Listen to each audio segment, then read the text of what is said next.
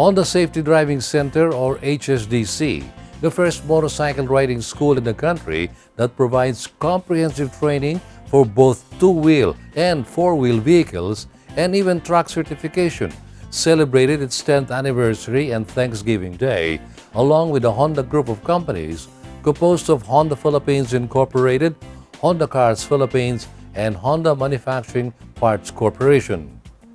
We are here celebrating our 10th year anniversary as Honda Safety Driving Center, and we are also giving thanks to all our partners and our corporate clients in promoting road safety. This includes the academe, corporate clients, individual graduates, local government partners, and LTO, and also our partners from the Congress, Congressman Sarmento. During its anniversary celebration, HSDC launched the One Honda Road Safety, or One HRS Family Campaign, a joint advocacy of the Honda Group of companies.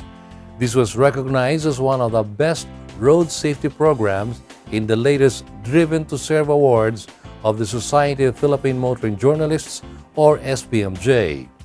This is HSDC's milestone and long-term commitment to building a community of safe and responsible road users.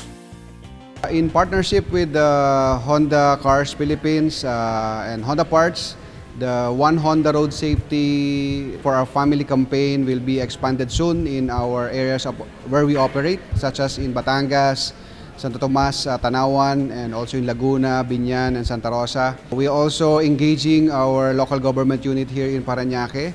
And soon we will be talking to Davao City and Cebu City for the expansion of our One Honda Road Safety campaign. So hopefully you can join us in this campaign for road safety for our family.